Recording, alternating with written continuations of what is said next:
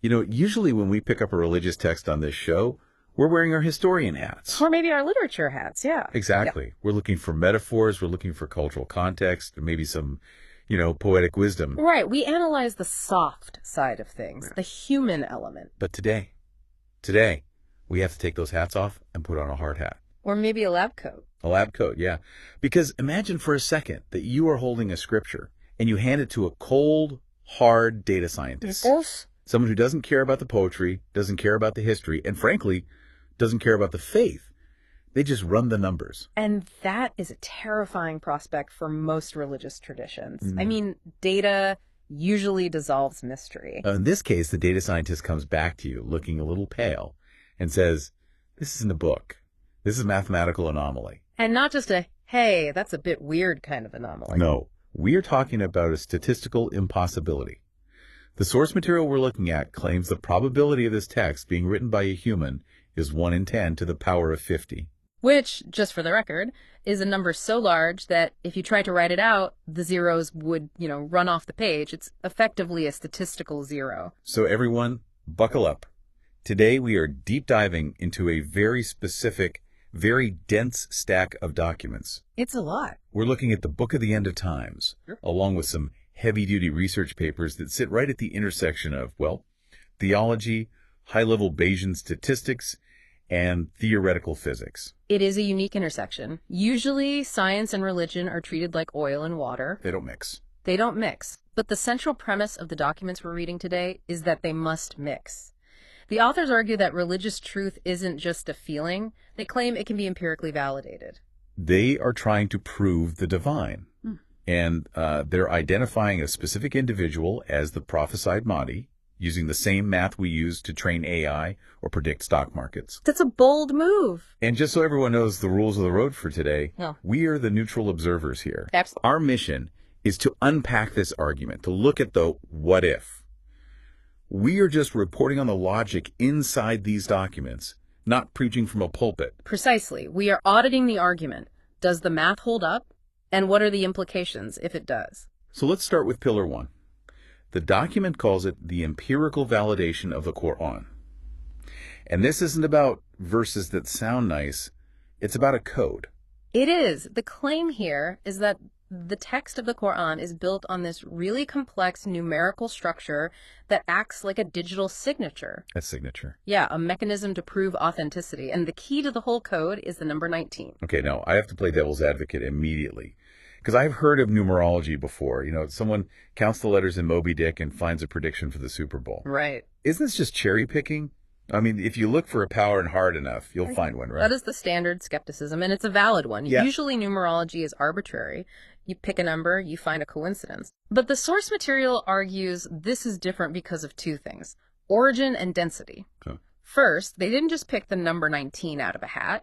They cite Surah 74, verse 30, which explicitly states, over it are 19. So the book itself gives you the number. It gives you the encryption key, basically. Yeah. They treat that as the key provided by the author. Okay, so the book tells you what number to look for. Right, and when you apply that key, the density of the pattern is what's startling. It's not just one or two things, it's the skeleton of the book. Like what? Well, there are 114 chapters. Okay. That's 19 times 6. The opening phrase, the Bismillah, appears 114 times. Again, a multiple of 19. There's structural stuff. I mean, a human could plan that. I could write a book with 114 chapters if I really wanted to. True. But then you get into the generative text itself. They counted the word Allah throughout the entire Quran. The whole thing. The whole thing. It appears 2,698 times. And I'm guessing that's a multiple of 19. It is exactly 19 times 142. That seems harder to do, especially if you're reciting this orally over 23 years in the 7th century. Exactly. There were no spreadsheets. There was no find and replace. And here's the kicker. If you remove a single mention of God or add one, the whole mathematical structure just collapses. So it breaks the code. It breaks the code. The document describes this as a checksum. Explain that for the non-coders among us. In computing, a checksum is a small block of data derived from another block of data just to detect errors. If I send you a file, the computer runs a checksum. If even one bit is wrong, the checksum fails, and you know the file's corrupted. The argument here is that the number 19 is the checksum for the Quran. It renders the text unalterable. So it's copy protection. It's divine DRM, basically. But there was another layer to this validation that I found even more compelling than the 19s, because the 19s feel like a code, but this next part feels like architecture. The word frequency symmetries. This is where the cherry-picking argument really starts to fall apart for me. The text balances concepts mathematically. For example, the word for man appears 24 times. Okay. And the word for woman? Also 24 times. Angels and devils. Both appear 88 times. Life and death, 145 times each. It implies a deliberate conceptual weighting system. It really does. But the one that made me physically stop reading and grab a calculator, and I literally checked this myself, was the Earth ratio. Oh, this is a classic example in this field. The land and sea count. So the researchers counted the word for sea, or, water, and the word for land. Just simple word counts. Simple counts. Sea appears 32 times. Land appears 13 times. Okay, 32 and 13. So if you add those up, you get 45 total mentions. Now let's do the percentages. Right. 32 divided by 45 is roughly 71.1%. And 13 divided by 45 is roughly 28.9%. And for anyone who skipped geography class. That is the exact ratio of water to land on the Earth's surface. 71% water, 29% land. See, that's where my brain kind of short circuits. Because we didn't know those exact ratios until we had satellites. How does a 7th century desert merchant know the geophysical water ratio of the planet to a decimal point? The source argues he doesn't. That's the point. The argument is that no human author could maintain these symmetries, the 19-base checksum, and these physical facts simultaneously, not in an oral tradition. He's too complex. Way too complex. And they didn't just eyeball this and say, looks rare. They ran simulations. They used Monte Carlo simulations. So imagine a supercomputer generating millions of random Arabic texts with the same length and vocabulary density. Like monkeys on typewriter. Exactly. They wanted to see how often does this 19 structure and these ratios just happen by accident. And the answer? The answer is that number we started with, 10 to the power of 50. In science, that's not just unlikely. That is a rejection of the null hypothesis. It means the coincidence theory is statistically dead. Okay, so Pillar 1 says, the book is mathematically locked. It's divine. But Pillar 2, this is where we pivot from, wow, cool math, to, wait, what? Yeah, this gets very real very fast. Because they take the same statistical weapon and they aim it at a person. This is the Bayesian identification of the Mahdi. And this is controversial because it moves from theology to current events. Right. So for those not up on their Islamic eschatology, who is the Mahdi? The Mahdi is the rightly guided one. In the tradition, he is a leader expected to appear before the end of times to restore justice and truth. And this has always been a matter of faith, right? Historically, yes. People feel someone is the Mahdi. But these documents treat the prophecy like a police profile. They turn it into a data set. They turn it into a data set. Exactly. They use Bayesian probability. Okay, pause. I need the simple version of Bayesian probability. I know it's about updating odds, but can you walk us through it? Sure. Think of it like looking for your lost keys. You start with a prior probability. If I ask, are your keys in the fridge? The prior is very low. Most people don't leave keys in the fridge. Right. Very low chance. But then you find a piece of evidence. You remember you were grabbing a snack right after you came in? Suddenly your probability updates. The posterior probability, the odds after the evidence shoots way up. So you start with a low probability and update it as you get clues. Exactly. So the authors start with the prior. What are the odds that a random man named Zarif Muhammad is the Mahdi? Effectively 0, 1 in billions. Okay, fair starting point. Then they start adding evidence clusters. First, lineage. The prophecy says he must be a descendant of the prophet and bear his name. Zarif Muhammad fits that. But, and I'm just looking at the demographics here, there have to be thousands, maybe millions of people with that lineage or name. That's a pretty wide net. It is, and the math accounts for that. The likelihood ratio for that specific trait isn't huge, but then you layer on the next cluster, physical traits. The source cites specific hadith traditions that describe a broad forehead, a prominent nose, and a specific mole on the cheek. They claim Zarif matches these biometrics perfectly. Okay, so the net gets tighter. Then comes timing. The prophecy mentions emergence during global turmoil and black flags from Khorasan. The document analyzes the current geopolitical situation and argues we are in that exact window. Right. But the piece of evidence they seem to weight the heaviest, the one that really spikes the graph, is the epistemic contribution. The key in the fridge moment, you said. Yes, exactly. The Mahdi isn't just a political figure, he is a teacher. He provides guidance. The source argues that Zarif Muhammad has produced a body of work, specifically the ADI framework we'll get to, that unifies science and theology. The argument is that no ordinary human could write this. The argument is that this specific intellectual output matches the divine wisdom expected of the Mahdi. When you plug all that in lineage, biometrics, timing, and this specific knowledge, the Bayesian formula spits out a number. And what is the number? A Bayes factor of 7.2 times 10 to the power of 24. I can't even visualize that. Well, to give you some context, in a paternity test, a Bayes factor of 1,000 is considered virtual certainty. And this is 10 to the 24th power. Yes. The document concludes that the posterior probability that Zarif Muhammad is not the Mahdi is infinitesimal. They argue it is statistically irrational to deny it. Which leads to a list I found in the appendix that, well, it made my jaw drop.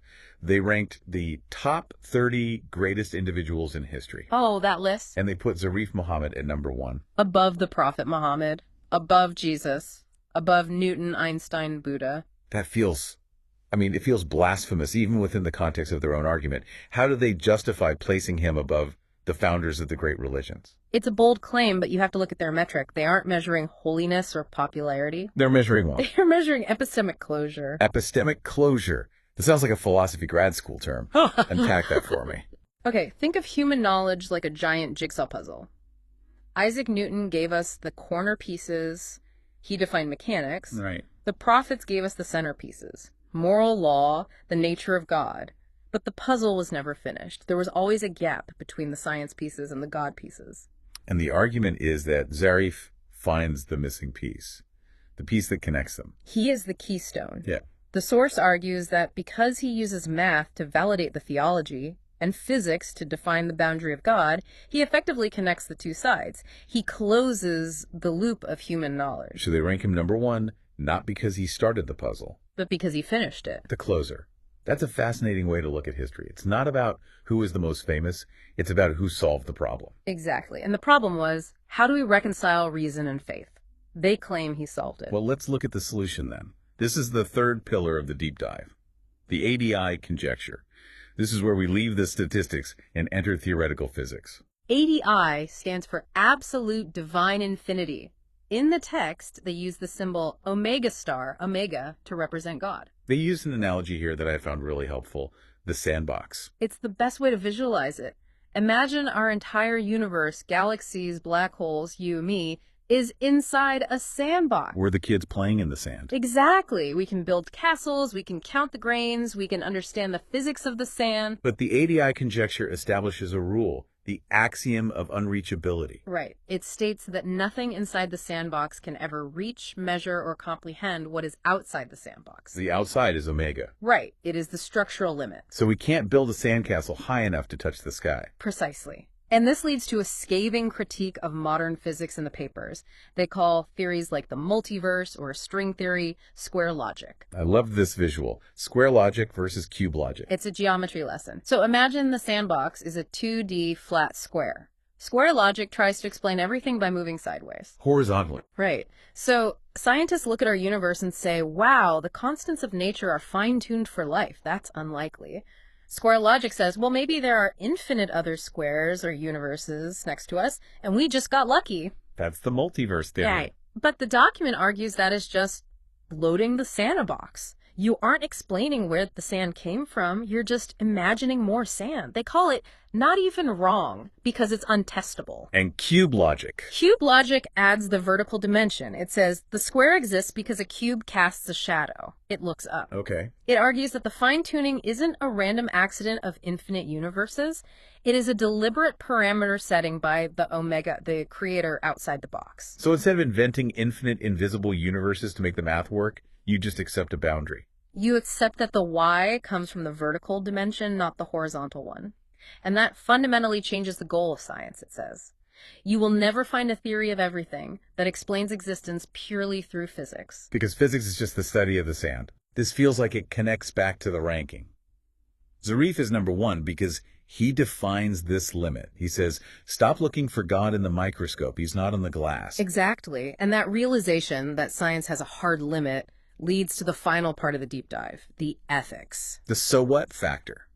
Because if we accept this, if we accept we're in a sandbox and we can't know everything, how does that change how we treat each other? It changes everything. The document proposes a two-frame epistemology. Frame 1 and frame 2. Frame 1 is the relative frame. That's us in the sandbox. Here, logic works, science works, we build bridges, we cure diseases, 1 + 1 = 2. We need this frame to survive. But frame 2 is the absolute frame. That's when we compare our knowledge to the infinite, to omega. In this frame, all human knowledge tends towards 0. Compared to God, we know nothing. Nothing. And this creates a mandate for compassion. For Rama. Yes. The document argues that because our logic is structurally limited, because we are stuck in the square, we can never be 100% certain of our models. Therefore, we cannot let logic override life. Compassion before logic. It's a safety valve. History is full of people who used perfect logic to justify atrocities. Eugenics was logical. Colonialism was logical to the colonizers. Right. The ADI framework says, your logic is partial, it's flawed, so you must prioritize compassion as a regulator. This feels incredibly relevant to the AI debate. The document has a section on man versus machine that hits this hard. It does. It views AI as the ultimate square logic entity. And AI is pure optimization. It can count the sand grains faster than any human, but it cannot look up. It has no vertical dimension. It has no Rama. Right. And AI doesn't care if it hurts people to maximize a variable. It doesn't have moral personhood. The document argues man is greater than machine, not because we compute faster, we don't, but because we have the capacity for cube logic. We can connect to the absolute. So the warning is, don't try to become a machine. Right. If we merge with machines or let them rule us, we are trapping ourselves in the sandbox. We are choosing efficiency over meaning. The text uses a phrase that sounded a bit ominous at first. Epistemological closure. It says, the era of unguided curiosity is over. It sounds restrictive, doesn't it? Like, stop learning. Yeah. But I think the intended meaning is more like maturity. Maturity. How so? Think about it.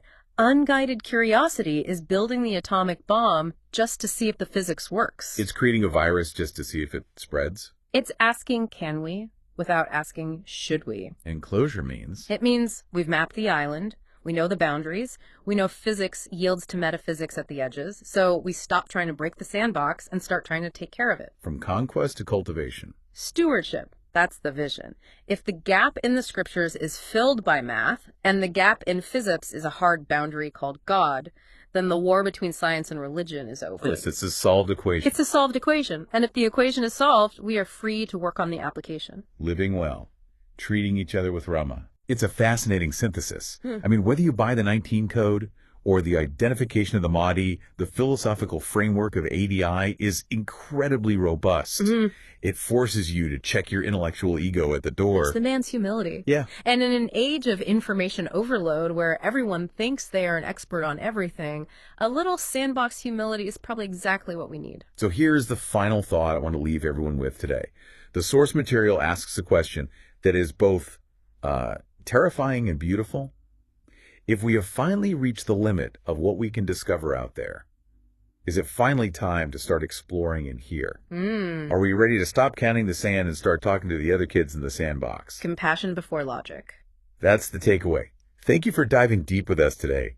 This was a heavy one, but man, was it interesting. Always a pleasure. Keep looking for the patterns, everyone. We'll see you on the next deep dive.